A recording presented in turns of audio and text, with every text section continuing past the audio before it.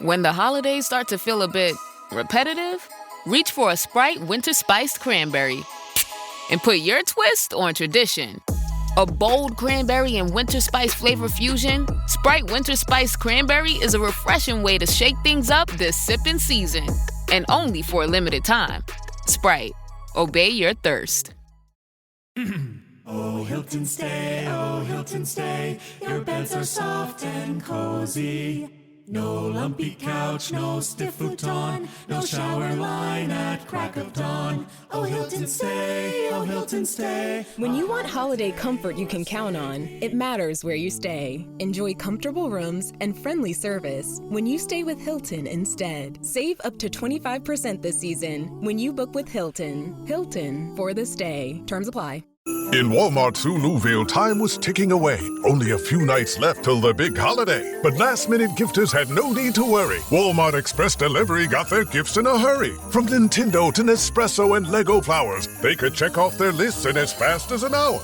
All of Nouvelle, East, West, South, and North, could order gifts up until 5 p.m. on December 24th. So this holiday, just do as the Who's do. With gift delivery this fast, they all gasped. From Walmart, who knew? Subject to availability, terms and fees apply.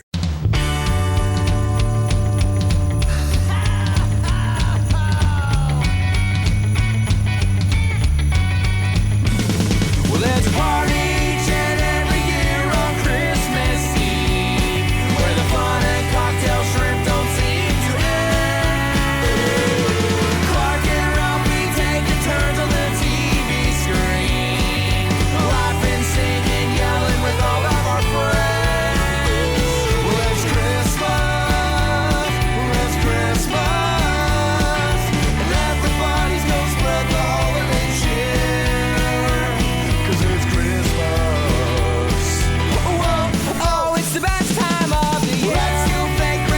Hey, Dylan. Hey, Matt. So it's December.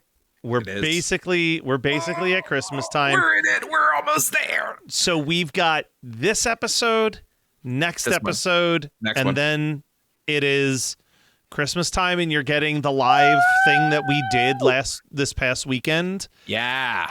But I mention that because I think we're ending with a modern classic and a classic classic.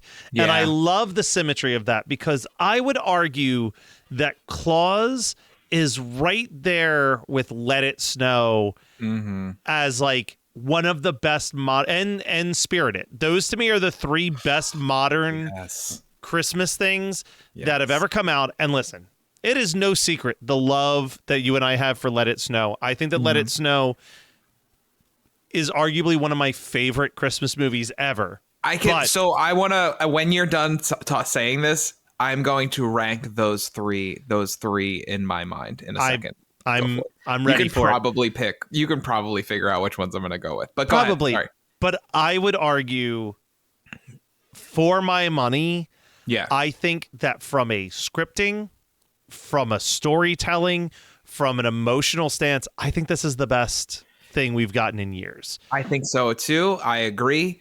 If I were to rank the three you just mentioned, Let It Snow, Klaus, and Spirited, Let It Snow's at the bottom for me. Now, I love Let It Snow. It's a different movie, though. Let It Snow is like a great teen flick that happens to take place at Christmas. Exactly. Spirited and Klaus are... Yeah, Spirited is my number one. And Spirited's my number one because I can listen to that soundtrack and feel the same feelings I feel while watching that movie. And I can just put it on in the car and I'll just... What? You trying to tell me that there's a song in Klaus that doesn't make you cry too? There is a song in Klaus that makes me cry, but there's only one of them. That's fair. Okay.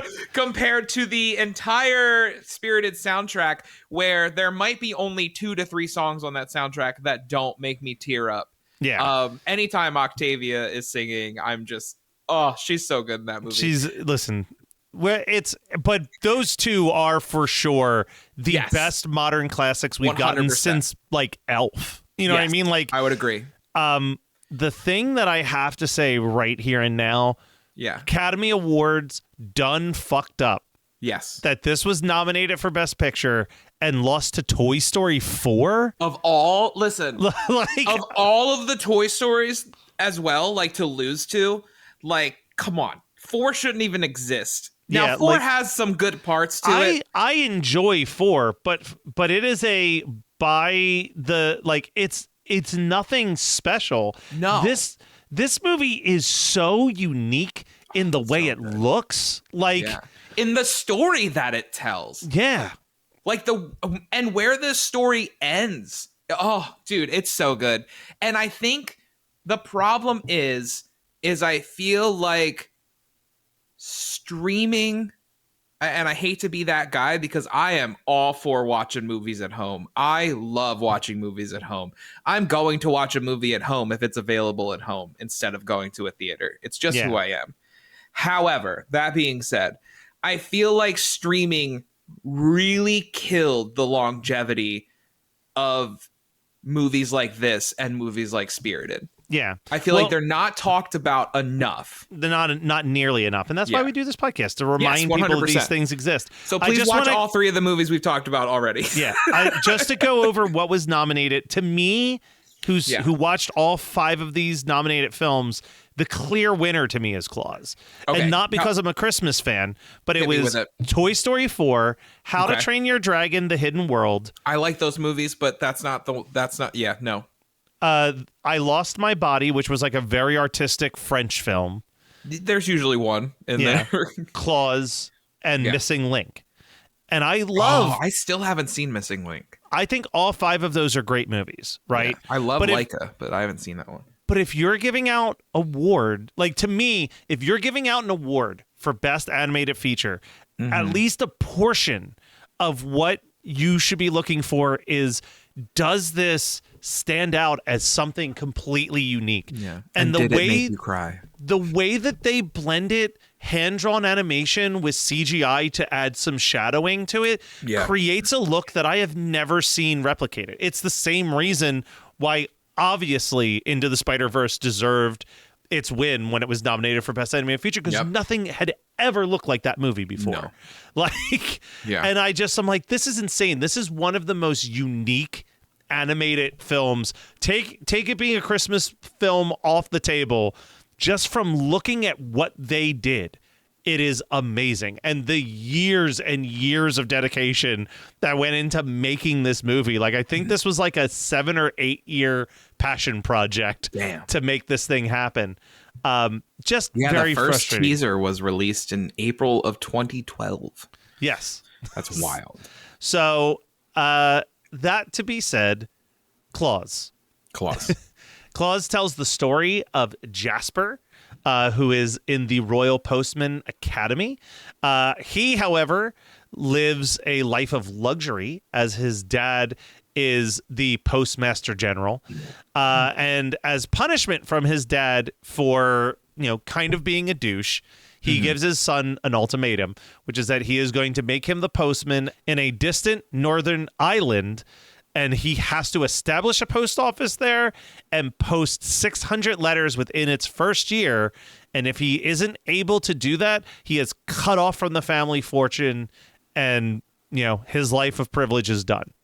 I think Jason Schwartzman plays such a snobby, spoiled kid so well.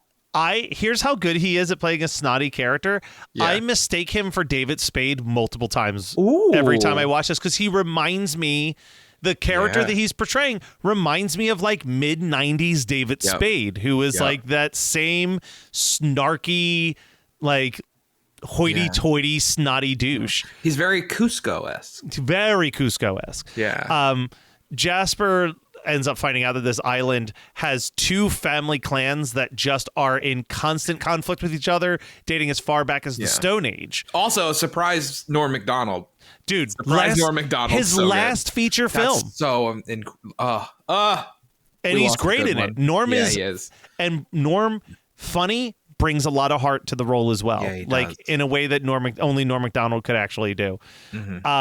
So Jasper finds this isolated house outside of town when he's trying desperately to find anyone in town that has a letter that they want to send.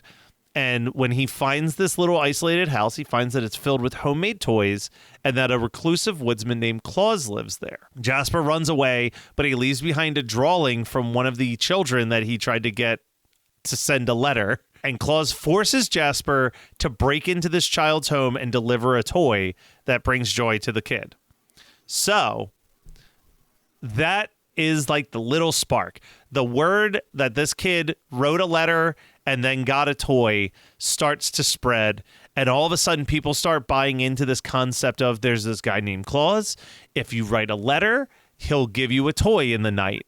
And Klaus and Jasper start to work together in secret, dropping off toys in the middle of the night to any kids who write letters. This is also helping Jasper achieve his goal of the 6,000 letters that are posted. But the clans are seeing that the kids are getting along because they're all working together to get toys, and they're playing, and they hate that. And it's so good. Yeah. The montage of just the kids playing together, and then we also get like some of their parents. Like they show the one woman who originally the kids were like stealing her berries, but what they end up doing is then just picking the berries for her, and they hand her these berries, and then the lady that had the berries made a pie for their mom, and they're like all looking grumpy as they're being nice to one another, and it's so good. It's so good. So, 2 weeks ago I had you watch The Goldbergs, and we talked about how frustrating of a watch that must have been as a teacher, seeing like a overbearing parent. Oh, dude. The Rashida Jones character. I was going to say, Alva realizing that these kids love to learn from her and like having her faith in education restored has to have been the total opposite effect for you, where it's just like moment fucking yes, where like the kids learn how to write their name for the first time. When Annalise learns to write her name for the first time, and all of the kids are like, I want to know how to write my name next. And she has saved all this money to leave. And then she takes that money to buy supplies and fix up the schoolhouse. Dude, I want to go rewatch this movie right now. It just makes me feel so good. This is, I think it's no secret to listeners that like a lot of these December and November episodes we're recording in October and early November. Yeah. To make space for all the new shit that's dropping. Yeah. And sometimes it's like a real bummer that like a movie I would watch at the end of the year, we're watching in like October so we can record that episode. This was one where I'm like, thank God I have an excuse to revisit this a couple times this year. When I was texting Teddy as I was watching this, so like full disclosure, I watched this at a bowling alley. Like so I take my laptop with me on Wednesdays. I bowl on Wednesdays with my mom. We're in a bowling league. Nice.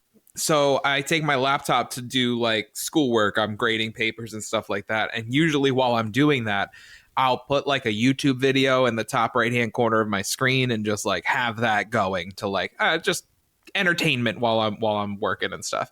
And last night I was like, I gotta watch Klaus because I haven't seen it since last season. I just need to remind myself of some stuff. And as I'm watching it, as I'm like crying at the end, I'm like texting Teddy, and I'm like, I can't wait for us to rewatch this. Like, I cannot wait to watch this again. Yeah, it's so good. And the song that's in it, there's a couple great songs in this, but yes, there is the one that is amazing. Invisible. Oh, hi, bud. So Jasper and Klaus start to beef a little bit. Their friendship gets a little rocky because obviously Klaus has concluded that Jasper is mostly doing this shit to get out of the town. And Klaus is doing this as a selfless act, but also we get Klaus's backstory. And that's what eventually caused the full split. Caused the full split. Klaus's late wife and him were planning to have kids, and he made all these toys for their future children. But then when she passed away, obviously so did the dream of children, and he's left with all these toys that he had built. I'm just thinking of the end. I'm sorry. We'll get there. My name is Percy Jackson. Getting in trouble is like breathing for me. The hit series returns to Disney Plus and Hulu. The danger the camp is under is greater than you can possibly imagine. For the key to our survival, 3 of you must quest to the sea of monsters. Let's go do the impossible. Percy Jackson and the Olympians. New season 2 episode premiere December 10th on Disney Plus and Hulu. Learn more at disneyplus.com/what's on. Does it ever feel like you're a marketing professional just speaking into the void? But with LinkedIn ads, you can know you're reaching the right decision makers, a network of 130 million of them, in fact. You can even target buyers by job title, industry, company, seniority, skills, and did I say job title? See how you can avoid the void and reach the right buyers with LinkedIn ads. Spend $250 on your first campaign and get a free $250 credit for the next one. Get started at linkedin.com/campaign. Terms and conditions apply. This is Jason Momoa, and I'll be your finance professor today. Welcome to Banking Smarter 101 with Chime. Bam! First lesson, sign up for Chime and set up direct deposit. You'll be joining millions of members banking fee-free. Second lesson, get cash back on eligible purchases while building credit and a higher APY on your savings. That's how you bank smarter this season. Fa la la la la, class dismissed. Join Chime today. Chime is a financial technology company, not a bank. Banking services and a secure Chime Visa credit card provided by the Bancorp Bank N.A. or Stride Bank N.A. Members FDIC. Optional services and products may have fees or charges. Details at chime.com/feesinfo. With a qualifying direct deposit, earn 1.5% cash back on eligible secure Chime Visa credit card purchases. On-time payment history may have a positive impact on your credit score. Results may vary. APY means annual percentage yield. Learn about credit building and more at chime.com. Here's my 30-second story with Guinness. As soon as my sister and I get home for the holidays, we don't even unpack. We head straight to our pub. The bartender already knows our order, Guinness and fries. We laugh all night, catch up with old friends, and walk home with faces sore from smiling. It's one of my favorite nights of the year. That was my 30-second story with Guinness. Guinness Draft Stout. Please enjoy responsibly. Imported by Diageo Beer Company, USA, New York, New York. While the Who's of Whoville were laughing and eating, the Grinch from his lair sought to wreak havoc on their season. He thought, how do I ruin their holiday meals? A plan sprang to mind, which he enacted with zeal. Dill pickle seasoning on fries will make for a green surprise. And I know they'll be shocked with these loathsome odd socks. So if you want to experience the Grinch's mischievous meal, head to McDonald's and show him how you really feel. The new Grinch meal, now at McDonald's. At participating McDonald's while supplies last. Ba-da-ba-ba-ba. Meanwhile, in New Jersey... So, Marissa, what talking points do you want to hit on in this week's episode? Well, Jackie, let's talk about how the film addresses the patriarchy. Ooh, and representation of marginalized people. Ooh, and even philosophical ramifications of good versus evil in horror. We can point out the triangle boobs, talk about the blood splatter, and the practical effects. And also the male gaze. My gaze at the males. Hi-oh! From feminism to fangirling, the Jersey Ghouls cover all the bases of horror from a woman's perspective. New episodes are uploaded every other Sunday. Just search Jersey Ghouls to find us on social media and your favorite podcasting app. So there was a thing that I read that I never thought about, that his wife is represented by wind in the movie. Yeah. And that there's all these moments where wind blows things directly to Klaus, kind of guiding him for who he's supposed to become. Yeah.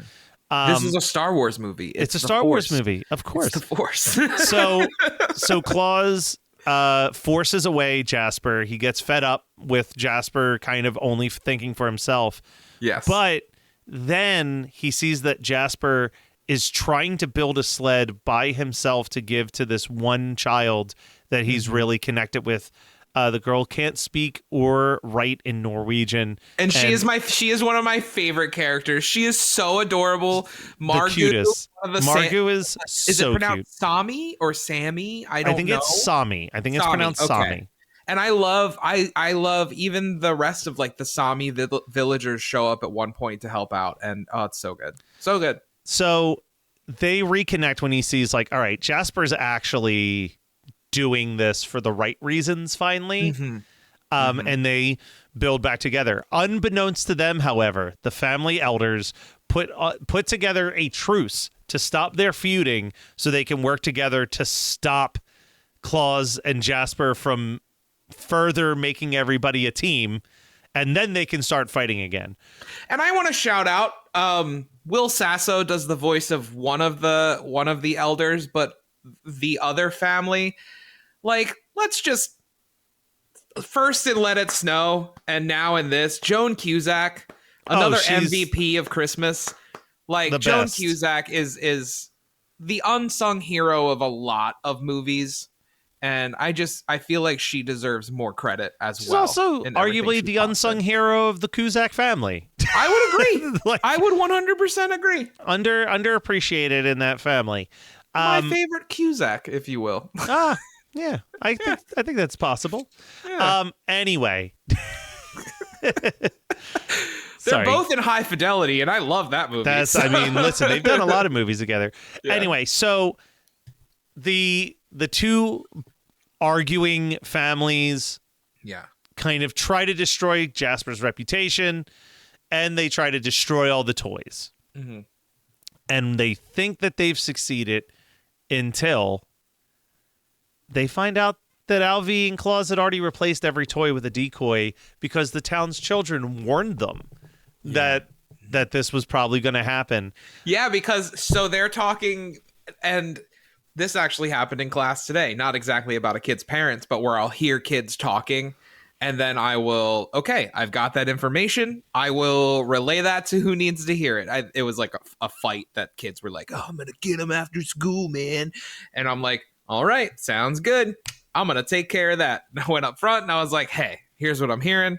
Don't know how viable the threat is, but I'm just passing this on. And that's kind of what happens here as well. She even says, like, as a teacher, you hear your kids talk, especially when your kids are talking about their parents going to ambush you guys in the middle of the night. You hear those things. And I was like, oh, nice. Good job, Alvy. The three of them now deliver the presents. Yes. And the feud is officially squashed when two of the rivals have a Romeo and Juliet style marriage. Mine? So Jasper eventually marries Alva, decides to stay in this town, and they raise two children.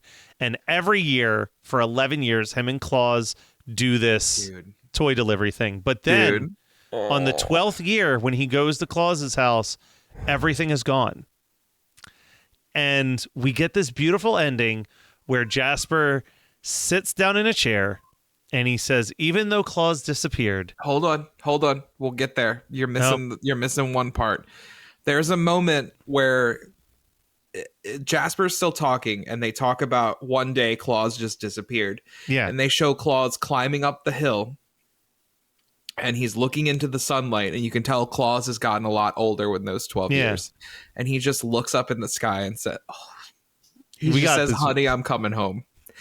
And it's so fucking good. And I'm like, oh, I'm tearing up. And then we get to the part you're talking about. Go ahead. So then I'm also tearing up now. I knew we were going to cry during one of these episodes. Jasper says, but one night every year, I get to see my friend again.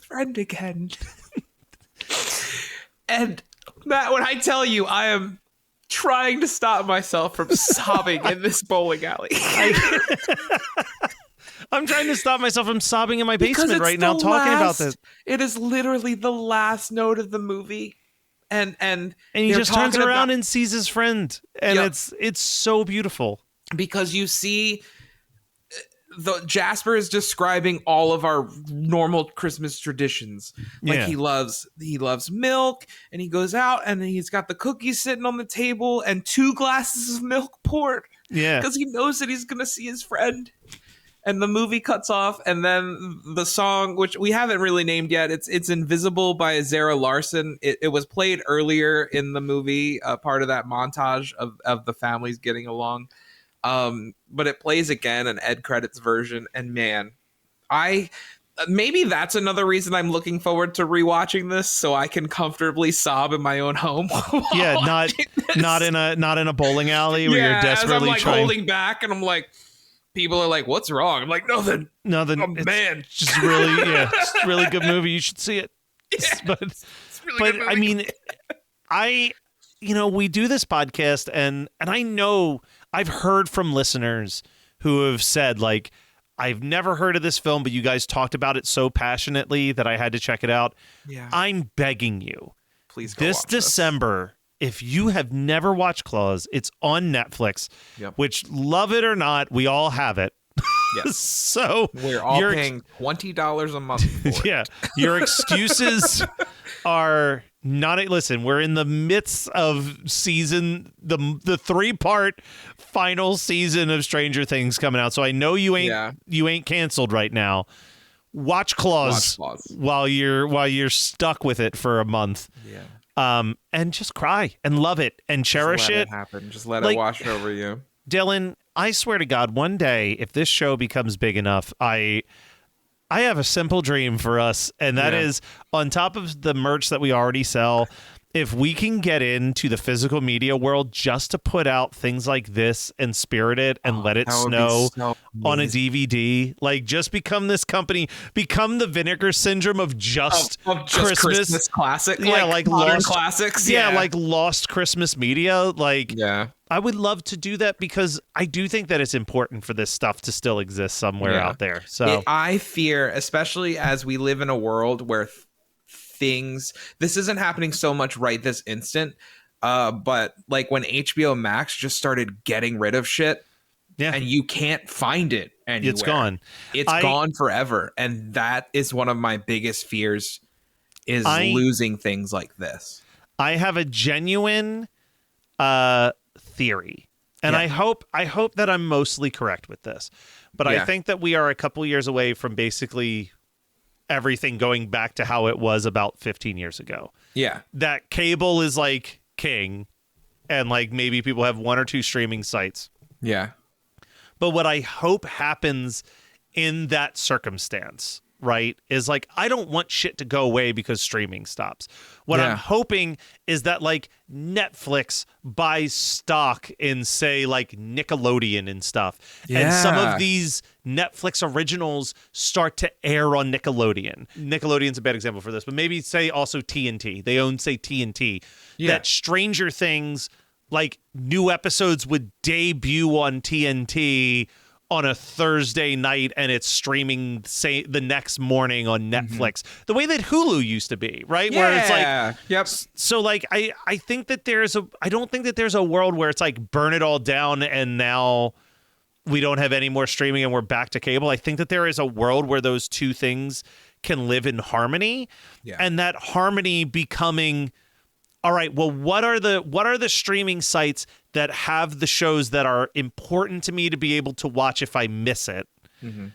And like, I think that there's a world for it. And I think that we're getting closer to that world because people, like you said, like it is $20 to $25 per streaming site. And arguably everybody's like almost required to have 6 of them, right? So you're looking at almost $300 a month when a cable all of these companies bill was like $100 a month. By cracking down on password sharing, these companies have shot themselves in the foot, because 100%.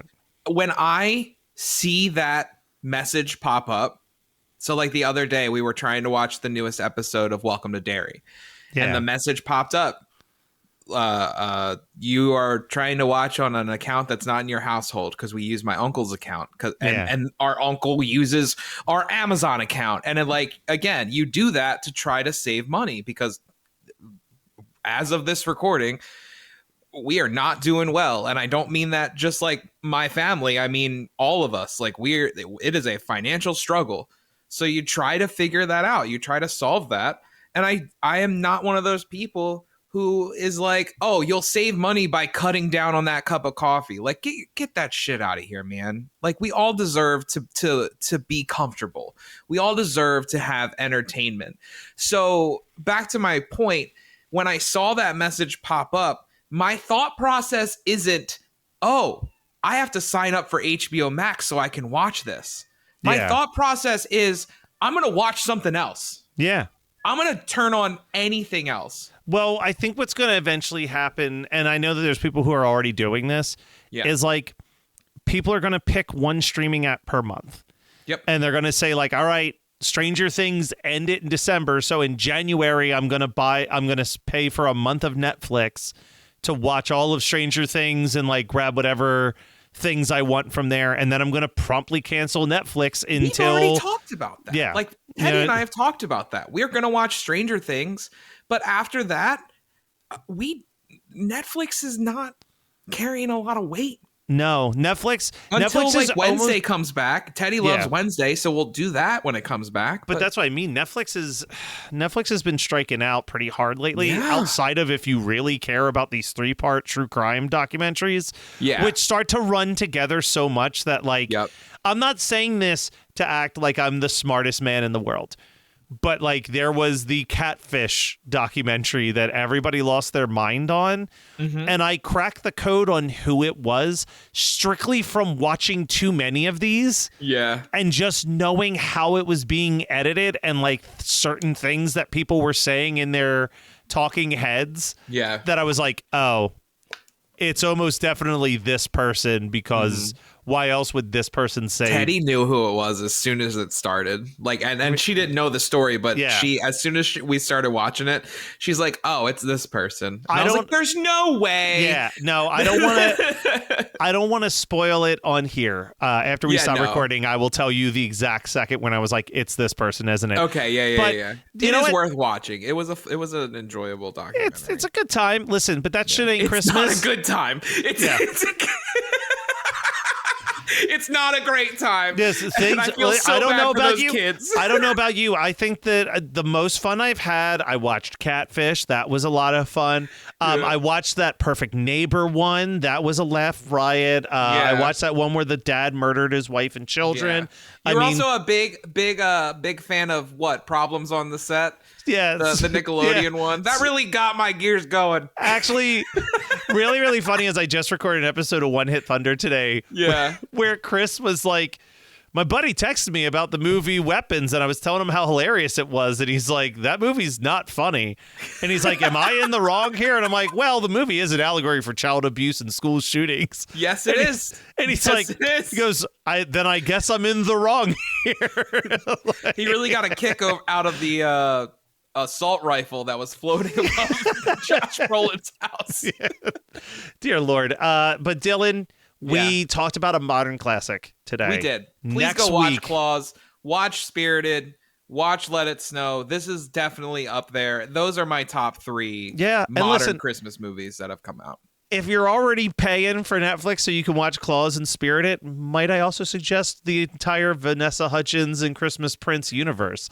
Just knock them all out this month. Why not? Just knock. Damn it! I can't get rid of Netflix. I'm locked into at least like 4 or 5 more episodes of that of the Christmas universe. Sorry, buddy. Dash and Lily. We almost did that this year. Dash and Lily, Lily's knocked coming. that. That's another one that people definitely need to watch. The only reason we are not covering Dash and Lily this year is because we want to get it. We want to give it the time it deserves. Which is 2 episodes, and we're not giving 2 episodes to a November or December pick. That's just not, it's simply not fair.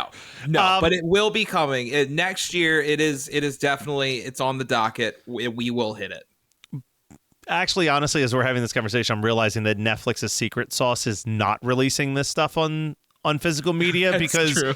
If I could own half this stuff on DVD, I absolutely be like, well, now I never need Netflix because I can just pop in my Klaus DVD. The one thing that we weren't talking about is, people are going to start paying for one of these subscriptions per month.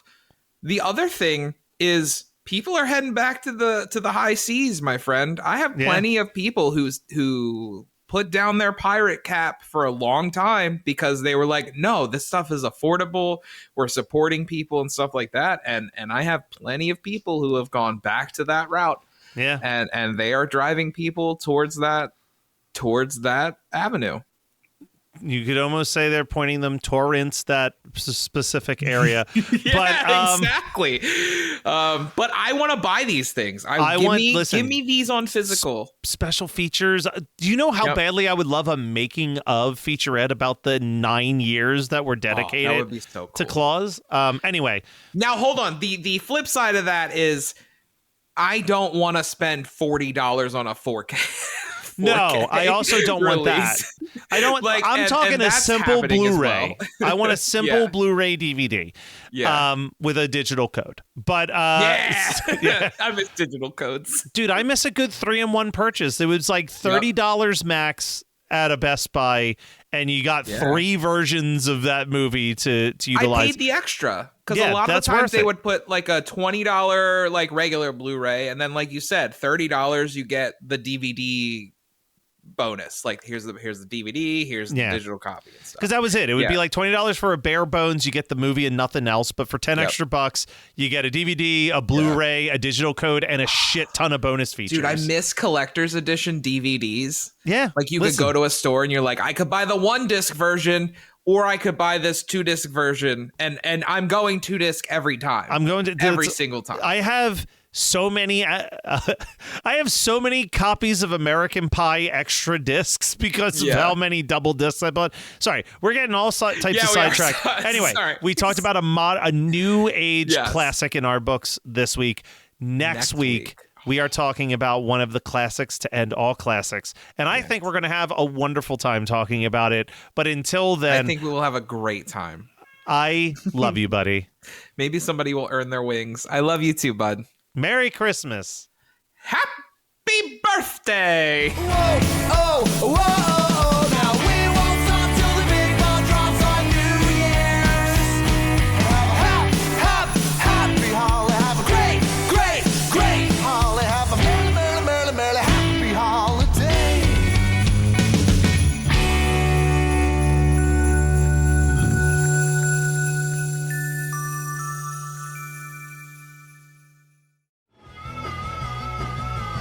You're listening to the Geekscape Network.